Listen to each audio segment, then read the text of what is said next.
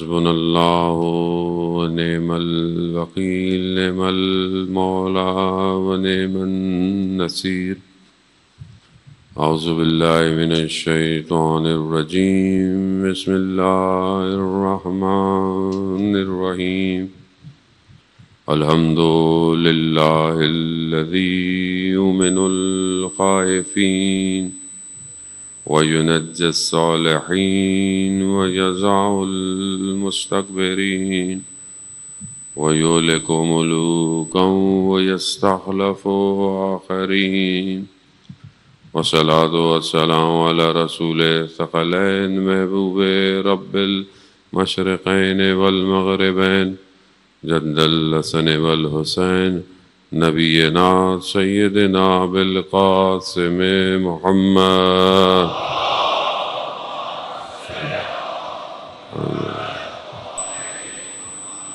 وعلى آلہ الطیبین الطاہرین المعصومین لا سیما بقیت اللہ فی الارضین روحی وارواحنا لتراب مقدم الفدا ولعنۃ اللہ علی اعدائہم اجمعین بسم اللہ الرحمن الرحیم رب اشرح لی صدری ویسر لی امری واحلل عقدۃ من لسانی یفقہوا قولی اما بعد فقد قال اللہ سبحانہ وتعالی فی کتاب الحکیم والقرآن المجید الا بذکر اللہ تطمئن القلوب صلوات بیت محمد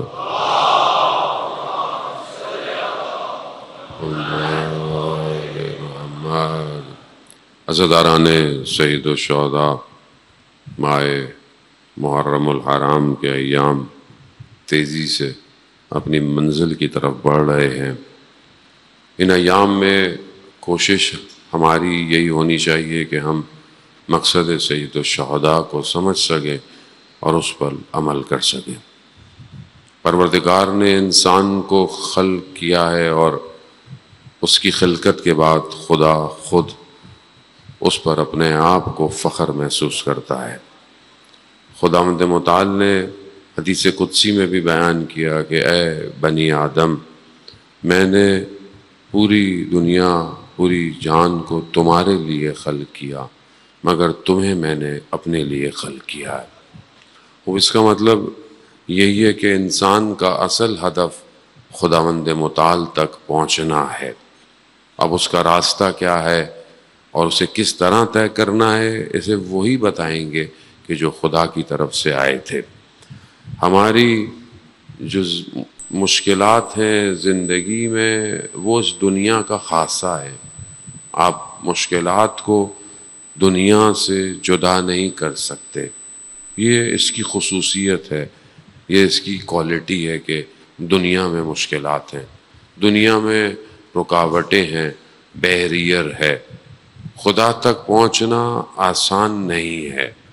اگر آسان ہوتا تو پھر اللہ انبیاء کو نہیں بھیجتا، نبی نہیں آتے، اوصیاء ولی خدا نہیں آتے۔ اتنا بڑا معرکہ جو کربلا میں پیش آیا اس کی ضرورت نہ پڑتی، لیکن کیونکہ انسان کے وجود کے اندر ایسے عناصر، ایسے چیزوں کو اللہ نے رکھا ہے کہ جو دنیا کی طرف تمایل رکھتے ہیں، کشش رکھتے ہیں، کھینچتے ہیں۔ گریوٹی جو فورس ہے وہ انسان کو اڑنے نہیں دیتی، اوپر نہیں جانے دیتی۔ اب آپ بولیں گے بہرحال یہ ایک طرح سے تو رکاوٹ ہے، انسان چاہتا ہے اڑنا، لیکن دوسری طرف یہی انسان کو ثبات اور مستحکم کرتی ہے۔ اگر یہ نہ ہوتی تو شاید ہم کچھ بھی نہیں کر سکتے تھے، ہر چیز جو ہے وہ ہوا میں بکھر جاتی۔ تو گویا بیریئر اور رکاوٹیں ہوتی ہیں مگر آپ کو اسے اپورچونٹیز میں کنورٹ کرنا ہے۔ یہ دنیا میں جو مشکلات ہیں، صحت ہے، کل بھی آپ کی خدمت میں نے عرض کیا، خدا حکیم ہے، خدا کا علم اس کی اپنی ذات کا علم ہے۔ خدا نے علم حاصل نہیں کیا، یہ ساری چیزیں اس کی ذاتی ہیں، اس کی اپنی ہیں۔ وہ بہتر جانتا ہے انسان کی خلقت کو، اسی لیے اس نے جو فارمولہ جسے ہم شریعت کہتے ہیں، لا کہتے ہیں وہ ڈیفائن کیا تاکہ ہم اس پہ عمل کر سکیں. اگر اس پہ عمل کریں گے کامیابی کی طرف، نہیں کریں گے نہیں جا پائیں گے. اب سوال یہی ہے کہ کون اس کو لے کر آئے اور وہ خود کیسا ہو. یہ چھوٹی کمپنی ہے تو اس کا ہیڈ کیا ہوگا، بڑی کمپنی ہے تو اس کا ہیڈ کیا ہوگا. کہیں سی او ہوتا ہے، کہیں سی او ہوگا، کہیں بورڈ کا چیئرمین ہوگا، کہیں فاؤنڈر ہوگا. ڈپینڈ کرتا ہے کہ وہ آرگنائزیشن کیسی ہے، اور اسی طریقے سے اس کا کوئی نہ کوئی ایک سب سے اس سے اوپر پوسٹ کوئی نہیں ہے. ہر جگہ ایسے ہی ہے. چھوٹی سی شاپ میں جائیں گے آپ، شاپ میں بہت زیادہ کون ہوگا، ایک یا دو لوگ. تھوڑا سا ریسٹورنٹ ہوگا تو کوئی نہ کوئی مینیجر ہوگا. کچھ چینز آف ریسٹورنٹ ہوگی تو فلور مینیجرز ہوں گے، ایریا مینیجر ہوگا. اسی طرح یہ معاملہ بڑھتا چلا جائے گا جس طرح آرگنائزیشن بڑی ہوتی جائے گی. دنیا، یہ جہان، یہ پوری کائنات، یہ پوری یونیورس، یہ ایکسپینڈڈ ہے بہت زیادہ. صرف یہ عالم نہیں ہے جس میں ہم رہ رہے ہیں، یہ صرف ایک عالم ہے جسے ہم میٹلسٹک ورلڈ کہتے ہیں، عالم مادہ، جس کو ہم دیکھ رہے ہیں، محسوس کر رہے ہیں. یہ ایک عالم ہے. اس کے علاوہ بہت سارے عالم ہیں کہ جن کو ہم محسوس کرتے ہیں. عالم مثال ہے خواب، عالم ملکوت، عالم برزخ، مرنے کے بعد قیامت تک. اس کے اوپر پھر بہت سارے عالم ہیں، لیکن اگر ان کو خلاصہ کیا جائے تو یہ بڑھتا چلا جاتا ہے. اگر آپ میسلو ہیرارکی آف نیڈز کی طرح بھی ایک ٹرائنگل بنائیں تو سب سے نیچے دنیا ہے، اس کے اوپر پھر عالم مثال، عالم ملکوت، پھر اور اوپر بڑھتے چلے جائیں تو عالم عقل ہے، اور پھر اس میں ساری چیزیں شامل ہیں. اور سب سے اوپر اگر دیکھا جائے تو اللہ سبحانہ و تعالی. لیکن ایسا نہیں ہے کہ اللہ اوپر ہے تو باقی جگہ پہ نہیں ہے. اللہ کے وجود نے پورے عالم کو اپنے احاطے میں لیا ہوا ہے. اللہ اکبر، یا رسول اللہ،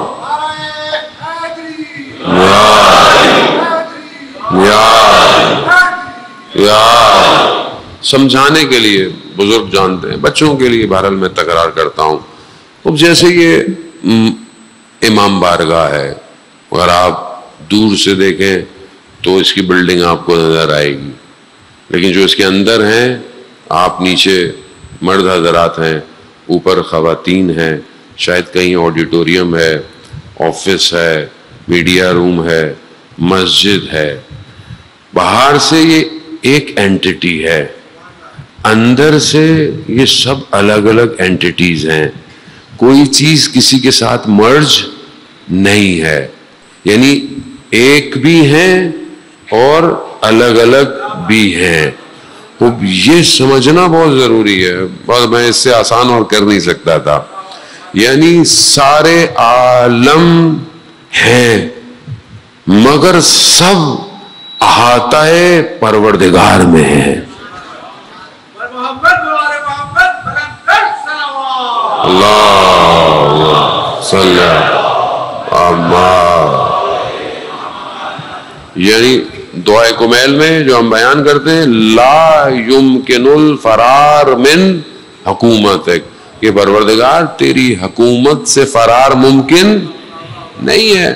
وہ ایک شخص امام حسین علیہ السلام کی خدمت میں اللہ صلی علی محمد علیہ، کہا مولا مجھ سے گناہ نہیں چھٹتے، مجھے نصیحت کیجئے. تو امام نے کہا کہ گناہ نہیں چھٹتے، گناہ کرنا ہے کرو، مگر خدا کا رزق مت کھاؤ، خدا کا رزق نہ کھاؤ، گناہ کرو. ابھی کیسے کرے آدمی؟ ہر چیز تو اس کا رزق ہے، ہوا بھی اس کا رزق ہے، پانی بھی اس کا رزق ہے. گناہ چھٹتا نہیں ہے، گناہ کرو مگر ایسی جگہ کرو جہاں خدا نہیں ہے. کہاں جائیں گے؟ یعنی ہر چیز اسی کے احاطے کے اندر ہے. وہ ایسا ہے کہ وہ ساتھ بھی ہے مگر جڑا ہوا نہیں ہے. اصل یہی معرفت ہے. ہماری مشکل جو ہے، جو عالم اسلام کی فرقوں کی، تفرقے کی، انڈرسٹینڈنگ نہ کرنے کی، وہ توحید ہے. توحید سمجھ میں نہیں آئی ہے، یا ہم نے اسے ایلوبریٹ نہیں کیا، یا ہم صحیح طرح سمجھا نہیں پائے. توحید جس کو سمجھ میں آئے گی وہ کبھی بھی کوئی غلط کام کر ہی نہیں سکتا. وہ عرب کے بدو آئے، رسول خدا حضرت محمد مصطفیٰ صلی اللہ علیہ وآلہ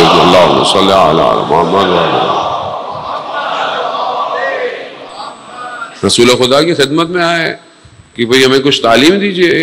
ایک صحابی کو رسول خدا نے کہا اس کو قرآن پڑھاؤ. انہوں نے اس کو ایک قرآن کی 4 آیتیں سکھائیں، چھوٹی سورت سکھائی، اس نے سیکھی. اس نے بولا بس میں نے سیکھ لیا، میں جا رہا ہوں. صحابی نے کہا یا رسول اللہ، یہ تو بھی 4 آیتیں سیکھی. تو رسول خدا فرماتے ہیں ہاں، اس نے جو سیکھنا تھا وہ سیکھ لیا. اصل وہ چھوٹا سا عنصر ہے، اس کو سمجھنا بہت ضروری ہے کہ اصل ہے کیا یہ معاملہ. مولا متقیان نہج البلاغہ کے اندر فرماتے ہیں کہ یہ چیز جو آپ کے لیے امپورٹنٹ ہے وہ کیا ہے کہ میں کہاں سے آیا ہوں، میں کہاں ہوں، اور میں نے کہاں جانا ہے. یہ اگر سمجھ میں آ گیا سب سمجھ میں آ جائے گا آپ کو. میں کہاں سے آیا ہوں، انا للہ، کہاں سے آیا ہوں، اوپر اللہ سے آیا ہوں. اب ہمارے لیے بہرحال اشارہ اوپر کی طرف کرتے ہیں، مگر خدا تو ہر جگہ ہے. میں اللہ کی طرف سے آیا ہوں اور اللہ ہی کی طرف واپس جانا ہے. یہ تھوڑی دیر کا واو درمیان میں ہے، یہ جو ہماری ٹائم ہے بہت تھوڑی سی دیر ہے.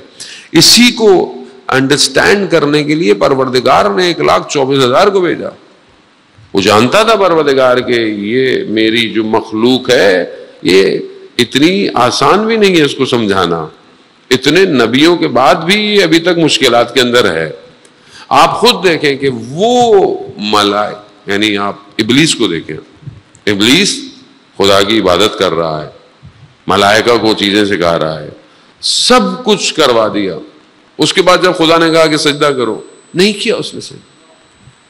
کہا پروردگار میں تجھے مانتا ہوں، تیری عبادت کرتا ہوں، مگر میں اس کو سجدہ نہیں کروں گا، اس سے مجھے تو رہنے دے. خدا نے کیا کہا؟ خدا نے کہا سن جیسے میں کہوں ویسے عبادت کرو، نہ اپنی مرضی سے عبادت کرو. تم مجھے مانتے ہو، جیسے میں چاہتا ہوں ویسے مانو. مشکل ساری یہی ہے کہ وہ جو عنصر ابلیس کے اندر تھا وہ ہمارے اندر بھی ہے. وہ ظاہر ہے وہ ایکسپرٹ ہے. وہ جو انبیاؤں کے زمانے سے لے کر ابھی تک ہے، وہ انسان کی ایک ایک باریکی کو جانتا ہے. اس کو کہاں سے دھوکہ دینا ہے، اس کو کہاں سے دھوکہ دینا ہے، اس کو کہاں سے دھوکہ دینا. یہ جو حدیث میں بیان ہوتا ہے کہ 6 طرف سے 6 جہت سے حملہ ہوتا ہے. یہ 6 یعنی 6 ڈائمنشن جو ہیں، یہ 6 ڈائمنشن جغرافیکل نہیں ہے جو روایت کہہ رہی ہے کہ شیطان دائیں سے بھی کرے گا، بائیں سے بھی ہوگا، سامنے سے بھی آئے گا، پیچھے سے بھی آئے گا، اوپر سے بھی آئے گا، نیچے. اٹس ناٹ اے جغرافیکل نہیں ہے، کیونکہ روح کے اوپر حملہ. روح زمان اور مکان کے اندر نہیں ہے کہ آپ روح کو بولو کہ روح کے پاس ایکس وائی یا زیڈ یہ 3 چیزیں. نہ، یہ ڈفرنٹ ہے. حدیث اس کو بیان کرتی ہیں کہ رائٹ پہ کیا ہے، لیفٹ پہ کیا ہے. رائٹ پہ یمین ہے، یعنی جہاں ملائکہ تمہارے نیکیوں کو لکھ رہے ہیں، نیکیاں یہاں سے رہے. لیفٹ برائی ہے، بدی ہے، جو غلط کام کرتے ہو لکھا جا رہا ہے. فرنٹ انسان کی آرزویں اور امیدیں ہیں. بیک سائڈ اس کے اہل و عیال ہیں، اس کی اولاد ہے، اس کی فیملی ہے. اوپر کی نیچے کی طرف یعنی انسان کو بہرحال قبر کی طرف جانا ہے، ساری چیزیں جانا ہے. اوپر کی سائڈ پر خداوند متعال ہے، گناہوں کی وجہ سے وہ اس کو بند کر دیتا ہے کہ رحمت اس کے اوپر نہ آئے. خوب یہ ساری طرف سے شیطان انسان کے اوپر اٹیک کرتا ہے، حملہ کرتا ہے. جب آپ اس لیے کہتے ہیں کہ جب آپ گھر سے نکلا کریں تو آپ آیت الکرسی پڑھ کے نکلا کریں، 4 کل کی تلاوت کریں. کیوں کریں؟ مطلب کوئی شیلڈ بن جاتی ہے. روح کو شیلڈ چاہیے. یہ قرآن کے الفاظ ہیں کہ جو آپ کے لیے ایک شیلڈ بنا دیتے ہیں. دنیاوی شیلڈوں پہ تو ہمیں بھروسہ ہوتا ہے، جیسے کرونا آ گیا تو ماسک لگا لیں، پھر بھی لوگ گئے. ماسک کے ساتھ بھی چلے گئے, ٹھیک ہے, اچھی بات ہے, احتیاط کرنی ہے, فرنٹ پہ بھی احتیاط, لیکن روح کے لیے ماسک, روح کو بچانے کے لیے ہم کتنا, یہ ساری چیزیں ہم عمل کرتے ہیں, ایسا نہیں کہ ہم عمل نہیں کرتے, بٹ ہم اس یقین کے ساتھ نہیں کر پاتے کہ شیطان آپ کو فزیکلی, دیکھیں ایک شخص کے لیے چیز ڈفرینٹ ہے, اسی شخص وہی چیز دوسرے شخص کے لیے ڈفرینٹ ہے. کیوں ڈفرینس؟ فزیکل تو وہی ہے, انٹرنل اس کی اپنی معرفت چیزوں کو ڈفرینٹ کرتی ہے. تو اس دنیا میں, اس عالم میں, پورے عالم وجود میں جو سب سے بڑا ڈیزگنیشن ہے وہ ولایت ہے. ولایت. آج میں کوشش کروں کہ میں اس بات کو آپ کے اذان عالی میں منتقل کر پاؤں تاکہ یہ مشکل حل ہو کہ یہ ڈفرنس کیوں اتنا زیادہ ہے. ولایت is the highest designation in this whole universe. ولایت آسان نہیں ہے, خدا نے اس کو دیا ہے. خدا نے اسی ولایت کے ذریعے سے اپنے انبیاؤں اور اپنے اولیاؤں کو منتخب کیا ہے. انتخاب یہی ولایت ہے. ہم جو ہمارے پاس ہے, بحث کیا ہے کہ ہمارے پاس روح ہے. روح یعنی سول. روح کتنی قسم کا ہے ہمارے پاس؟ روح بدن میں, یعنی ایک روح بدنی ہے, بدن کی روح ہے. ایک روح قوت والی ہے جس کے اندر قوہ ہے, یعنی بالفعل اس کے اندر چیزوں کو انجام دینے کی پاورز ہے. ایک روح شہوت, تمایلات, یعنی لسٹ, یعنی اٹریکشن, دنیا کی ساری جو چیزیں آپ کو کھینچتی ہیں, چاہے وہ حلال ہو چاہے وہ حرام ہو, وہ اس کے اندر نیچرل ہے.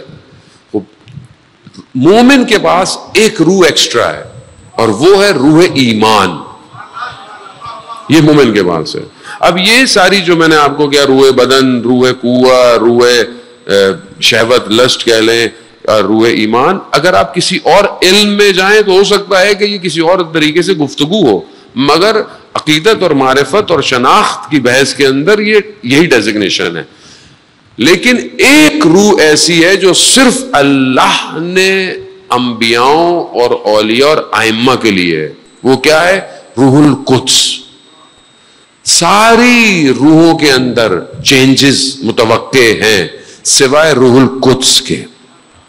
روح القدس کیا ہے؟ روح القدس وہی کہ اول ما خلق اللہ, سب سے پہلے جسے خدا نے خلق کیا. ام الخطاب یا لوح مجرد, اب آپ کو کچھ بھی نام دے دیں. اب وہ ہے کیا, وہ کیسا ہے؟ میں بہت چھوٹا طالب علم ہوں, میں شاید اس کو اتنا ڈیفائن نہ کر پاؤں, مگر وہ ایک ایسی چیز ہے کہ جس کے ذریعے سے پروردگار نے انبیاؤں کی تربیت کی ہے. وہ روح القدس ہے.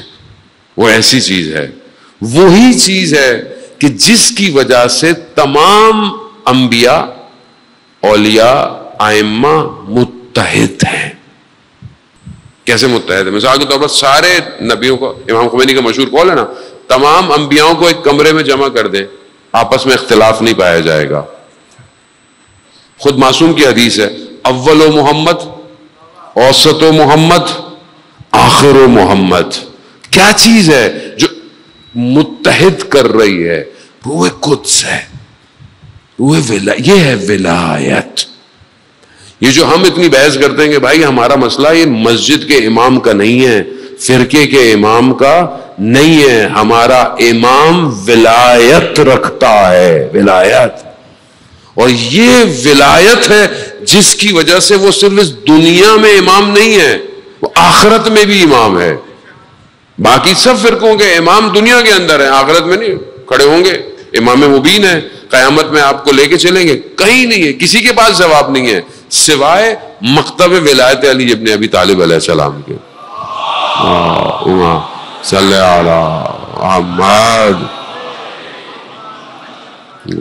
مجھے پتا ہے تھوڑی سی گفتگو مشکل ہے, لیکن بہرحال خوب یہ واضح کرنا بہت ضروری ہے. Difference must be clear. اس سے لوگ بار بار کہتے ہیں خوب ہر بات میں امام علی لے کر آ جاتے ہیں, امام علی فرسٹ. خوب امام علی کے پاس ولایت ہے. یہ ولایت خدا نے دی ہے اور رسول خدا صلی اللہ علیہ وسلم نے بیان کی ہے. اب یہ ولایت ہے کہ جو کائنات کو لے کے چل رہی ہے.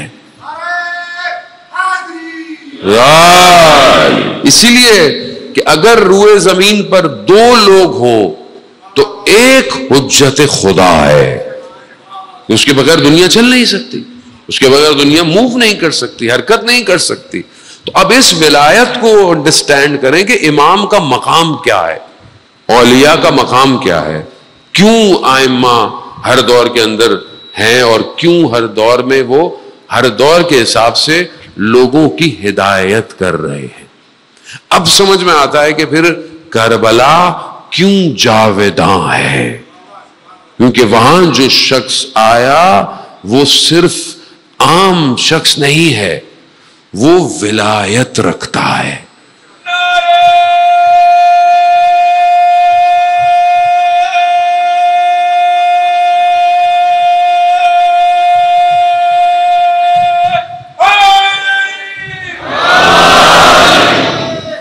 اب جو آدمی بہرحال اس ولایت کے ساتھ اپنے آپ کو جوڑے گا اس کی لائف الگ ہے, وہ پھر اس عالم میں نہیں ہے. اصل میں کمال یہی ہے کہ اس دنیا میں رہتے ہوئے اپنے آپ کو کنیکٹ کرنا ہے اور ڈسکنیکٹ بھی ایسا نہیں کرنا کہ آپ بولے میں یہ سب چھوڑ دوں, کام چھوڑ دوں, بزنس چھوڑ دوں, زندگی چھوڑ دوں. نا, یہ سب اپنی جگہ پہ بہرحال ضروری ہے کیونکہ یہی چیز آپ کو کمبائن کرے گی وہاں تک جانے کے لیے. ٹیسٹ بھی یہیں پر ہے, امتحان بھی یہیں پر ہے. ائمہ کے ساتھ دیکھیں کہ شخص آتا ہے اور امام جعفر صادق علیہ السلام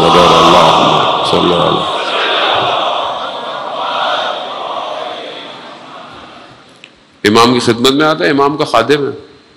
امام سے فرماتا ہے کہ مولا ایک شخص آیا ہے خراسان سے اور وہ کہہ رہا ہے کہ میرے وہاں پر باغ ہیں, میری زمینیں ہیں, اگر تم وہ زمینیں جو ہے وہ لے لو اور یہ جو تم کام کرتے ہو یعنی جو ڈیوٹی تمہیں اللہ نے دی ہے امام کی نوکری, یہ مجھے دے دو.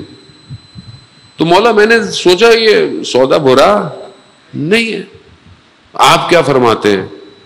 تو امام نے کہا تمہاری مرضی, اگر تم سمجھتے ہو تو ٹھیک ہے. جانے لگا تو امام نے کہا اچھا میری ایک بات سن لو. کہا جو اس دنیا میں جتنا ہمارے قریب ہے اتنا وہ آخرت میں بھی ہمارے قریب ہوگا. یعنی خوب اس چیز کو ہوتا ہے نا کہ انسان مطلب دنیا ہے تھوڑا مطلب لیفٹ ہو جاؤں, تھوڑا رائٹ ہو جاؤں, تھوڑا نہیں, جو اس دنیا میں جتنے ہمارے قریب ہے اتنا وہ آخرت میں بھی قریب ہوگا.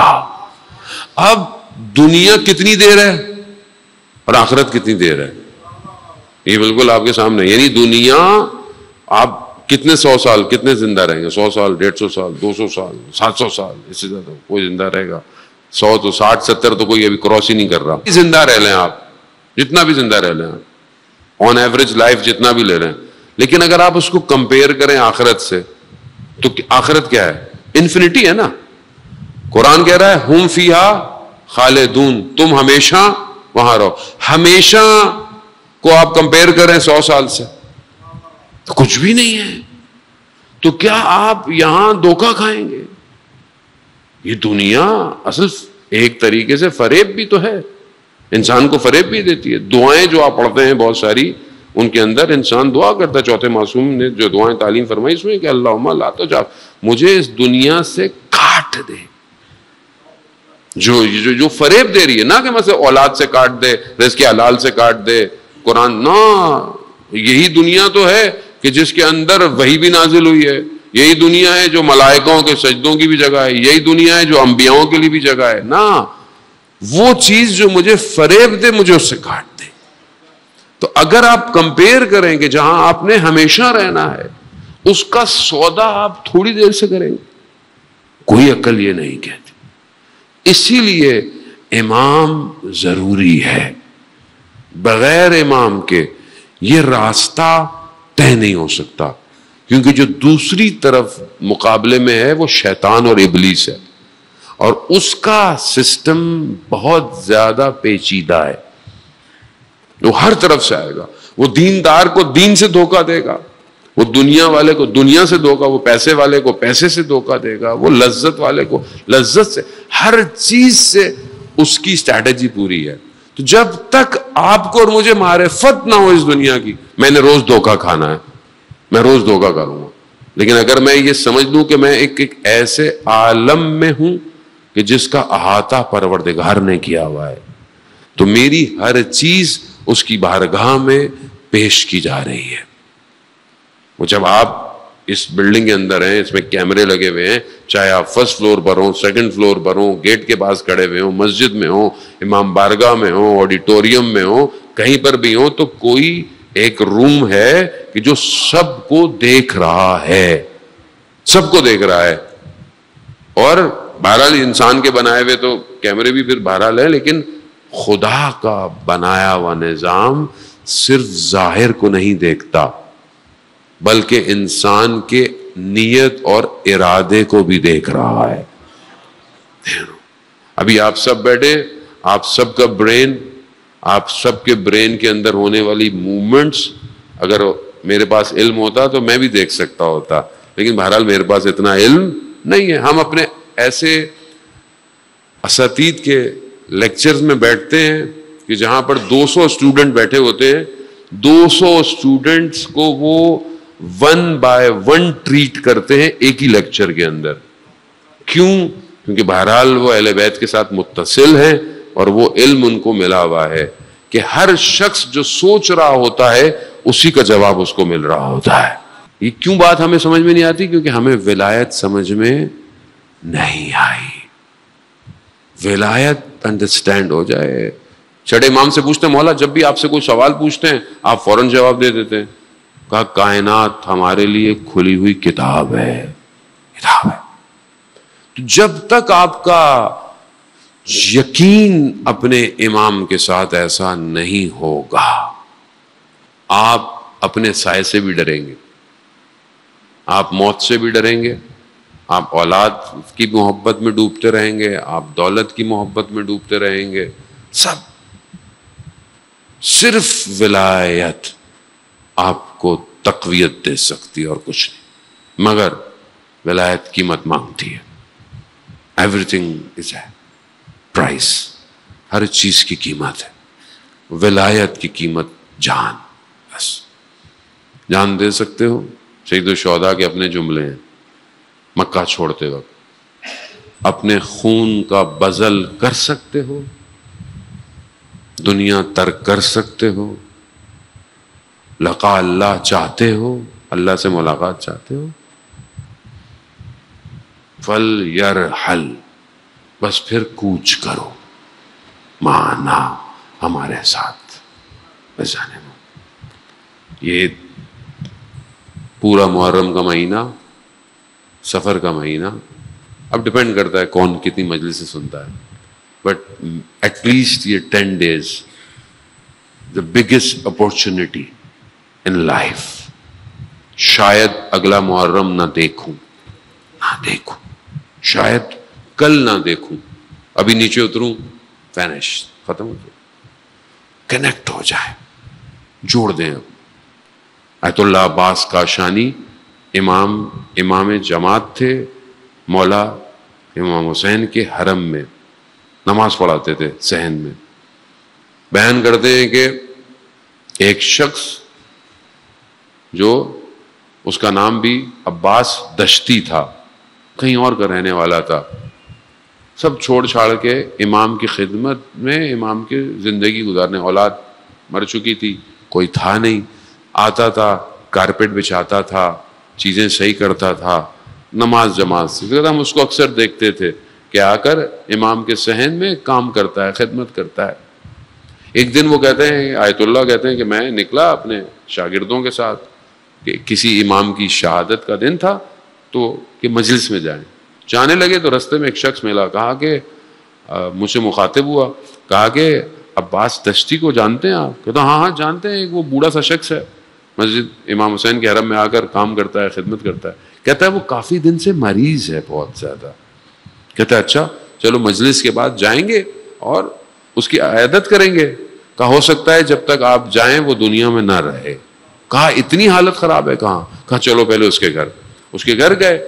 دیکھا وہ بوڑھا سا پڑا ہے بستر پہ، ہل نہیں رہا، اور ایک شخص جو اس کا کوئی دوست تھا وہ بھی بوڑھا، وہ اس کی خدمت کر رہا ہے. تو آیت اللہ کہتے ہیں میں نے اپنے شاگرد جو میرے ساتھ تھے، میں نے ان کو کہا کہ دیکھو زندگی یہی ہے، انسان کو دنیا چھوڑ کے جانا ہے، کسی کو نہیں پتا کہ کب جانا ہے. nobody knows. جانا ہے ہم نے، تو کیا ہم تیار ہیں؟ ایسے میں ہوا تو پھر میں نے کہا کہ چلو ہم نے مجلس ہی پڑھنی تھی تو بہتر ہے یہیں پر مصائب پڑھ لیں، کیونکہ بہرحال اس کی روح پرواز کرنے کو ہے، ملائکہ کی آمد ہوتی ہے، اس سے بہتر اور کیا جگہ ہو سکتی ہے. کہا وہ بندہ ہل نہیں سکتا تھا، لیکن جیسے ہی مصائب پڑے گریا شروع ہوا، ہم نے اچانک سے دیکھا کہ وہ شخص میں طاقت آئی اور با ادب ہو کر بیٹھ گیا، اور اس نے کہا السلام علیکہ یا رسول اللہ. کہ یا رسول اللہ آپ آ گئے، میں اس قابل تو نہیں تھا کہ آپ آتے میرے اس. کہا پھر اس نے کہا السلام علیکہ یا امیر المومنین. پھر اس نے کہا السلام علیکہ یا ابا عبداللہ. مولا آپ کرم کیا، آپ نے میرے آخری زندگی کے ٹائم پہ آ گئے. کہا ایک ایک کرتے کرتے امام زمانہ تک پہنچا. السلام علیکہ یا صاحب الزمان. کہتے ہیں اس نے سب کو سلام کیا، اس کے بعد وہ پھر ایسے لیٹا جیسے 100 سال سے لیٹا ہوا تھا. کہتے اس کی اس عمل نے ہمیں منقلب کر دیا. کیا کہ کوئی امام حسین کی خدمت کرے، چاہے جیسا بھی ہو، ان کی بارگاہ میں وہ عزیز ہو جاتا ہے. اس لیے زیادہ نا مجلس، ماتم، گریا، نیاز دینا، یہ چھوٹے چھوٹے کام کرنا، پارکنگ پہ کھڑے ہو جانا، پانی پلانا، ہمیں لگ رہا ہے چھوٹا سا کام ہے، کوئی چھوٹا کام نہیں ہے. امام حسین کے نزدیک یہ بڑا کام ہے. امام حسین کی نگاہ ہے، امام حسین نگاہ کرتے ہیں. آیت اللہ کاشانی کہتے ہیں اس شخص کا جنازہ ایسے نہیں اٹھاؤ، جو عزیز حسین ہو اس کا جنازہ شان و شوکت سے اٹھنا چاہیے. انہوں نے اعلان کر دیا کہ درس تعطیل، سارے درس ختم، بالکل آیت اللہ کی طرح اس کو دفنانا چاہیے. احسان محترم، ہم اپنی زندگی میں دیکھیں ہم نے امام حسین کے لیے کیا کیا ہے، ہم کیا کر رہے ہیں. میرے پاس کچھ بھی نہیں ہے، اتنے سال ہو گئے، جو کچھ ہے سب امام حسین کی وجہ سے. کوئی پوچھتا ہے کہ آپ کو یہ سب کیسے ملا، کیا ملا؟ سب امام حسین. کریم ہے، جتنا دنیا میں ہے اس سے زیادہ اس عالم میں ہے، اس عالم میں. اسی لیے امام حسین کے لیے گریا بہت ضروری ہے، اور امام حسین سب پر کرم کرتے ہیں. اور شب عاشور اپنے خیمے میں ٹہل رہا ہے. پوچھنے والے نے کہا ہور کیا ہو گیا؟ کہا قرار نہیں تھا کہ جنگ ہو. کہا ہور تم جنگ سے گھبراتے ہو؟ کوفہ میں کوئی پوچھے کہ سب سے شجاع ترین بہادر کون ہے تو تمہارا نام لیتے تھے. کہا ہاں، مگر قرار نہیں تھا کہ جنگ ہو. آپ جانتے ہیں نا ہر نے کیا کیا تھا؟ ہر لشکر کا، دشمن کی لشکر کا سالار تھا.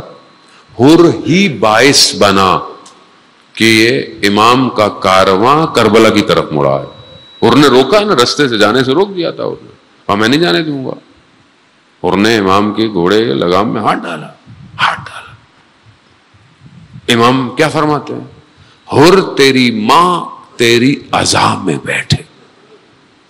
عرب کے ہاں یہ جملہ بہت سخت تھا کہ کوئی اس طرح کہہ دے کہ تمہاری ماں تمہاری عذاب میں بیٹھے، تمہارے غم میں بیٹھے۔ حر نے آگے سے امام کو جواب دیا، مولا کوئی اور ہوتا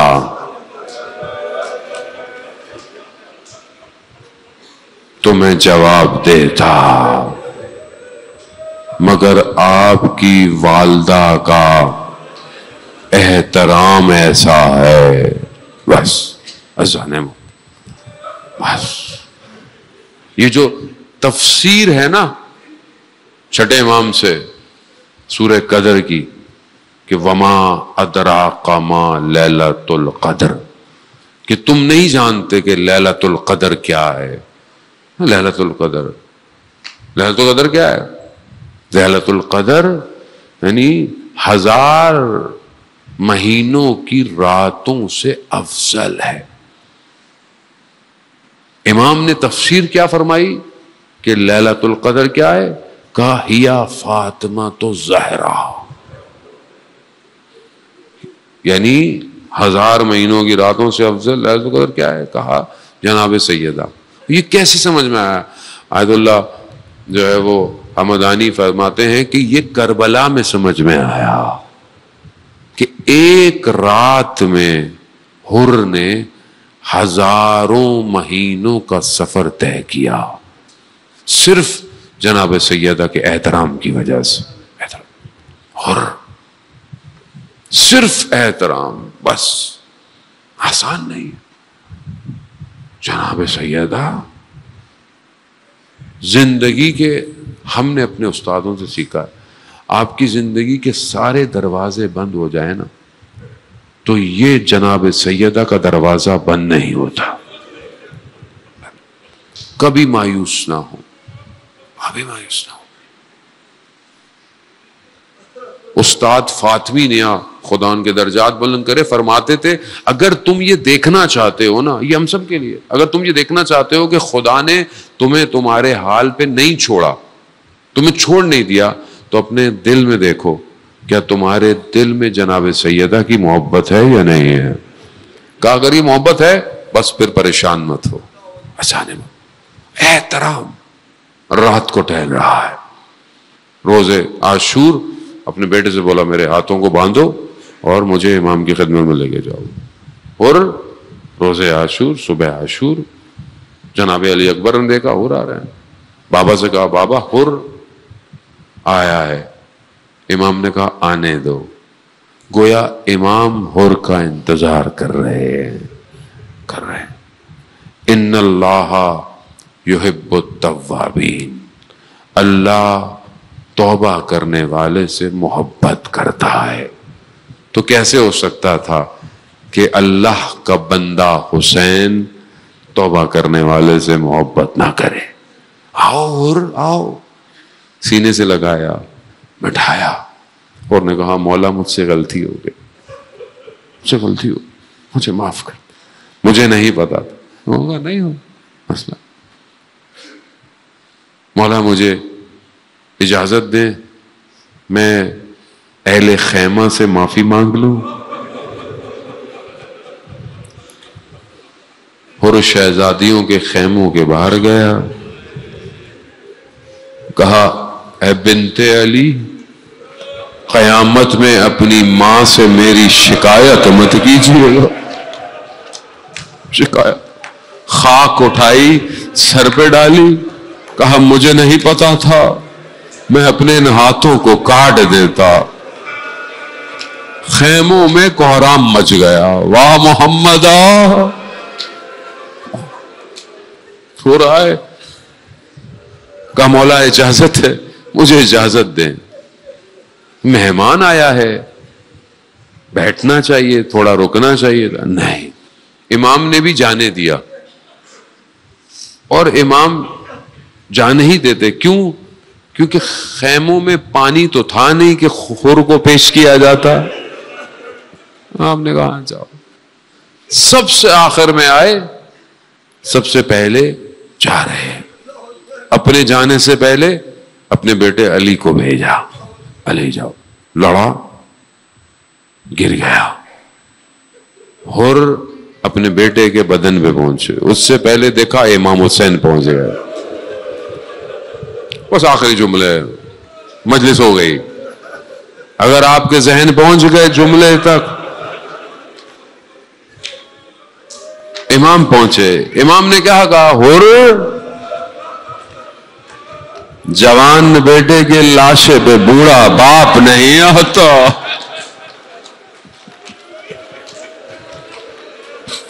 علی اکبر، اللہ اکبر.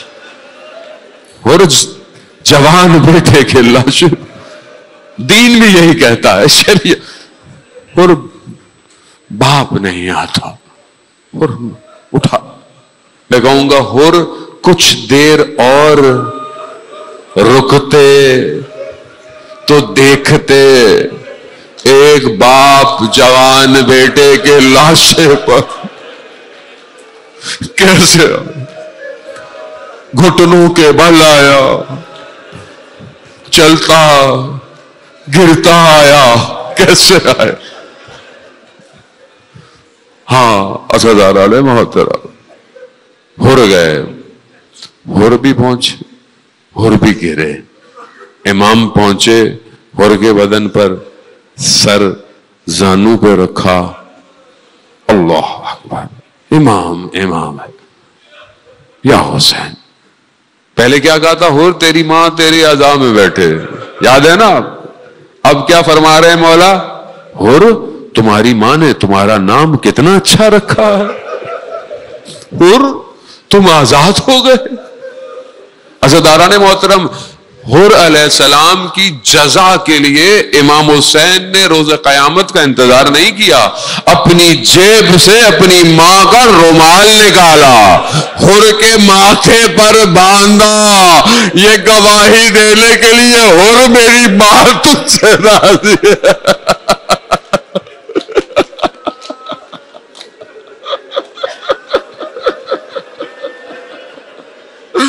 میں کہوں گا حر تمہارا سر تو مولا نے زانو پہ رکھ دیا، اپنی ماں کا رومال بھی باندھ دیا. ارے عصر عاشور جب تمہارا مولا گرے گا تو وہ ماں مدینہ چھوڑ کر کربلا آئی ہوئی.